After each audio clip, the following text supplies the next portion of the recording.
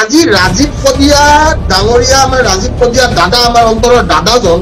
যে নোহোৱা হৈ গ'ল আজি এই অসমীয়াখিনিয়ে এতিয়া কিয় সজাগ হৈছে এই সজাগ হোৱা সময়টো এতিয়া নেকি আমি মৃত্যুৰ পিছত কিয় সজাগ হওঁ ৰাজীৱ পদিয়া দাদা আজি উৰুকাৰ দিনাখন ঢুকাইছে সেই পৰিয়ালটোৰ অৱস্থা কি হৈছে সেই বস্তুটো মানুহে চাব লাগিছিল কিন্তু আজি সেই বস্তুটোক লৈ কিনে এটা কন্ট্ৰভাৰ্চিৰ সৃষ্টি মদ খাই থকা মানুহ এটাৰ মন্তব্য লৈ সেইটো ছ'চিয়েল মিডিয়াত এৰি দিয়াটো কি বস্তু তাৰমানে মতাহী মানুহক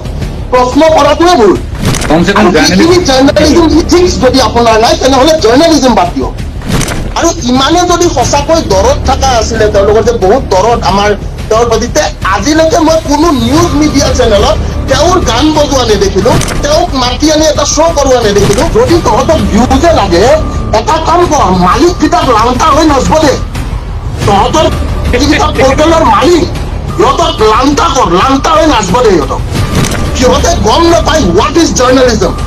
যাক প্ৰশ্ন সুধিব লাগে তেওঁক নুসুধি কোনোবা এটা বেলেগক সুধি এটা বিতৰ্কৰ সৃষ্টি কৰি কিনে এটা বেলেগ এংগলৰ ফালে বস্তুটো লৈ যাবলৈ চেষ্টা কৰে নে নকৰে আপোনালোকে মই এই কথাটো কওঁ জীয়াই থকা অৱস্থাত এজন মানুহক মৰম কৰক জীয়াই থকা অৱস্থাত সেই মানুহজনক তেওঁৰ মৰ্যাদা দিয়ক মৃত্যুৰ পিছত কান্দি লাভ নাই কাৰণ মৃত্যুৰ পিছত আমি সকলোৱে জানো যে সি আৰু দুনাই কেতিয়াও ঘূৰি নাই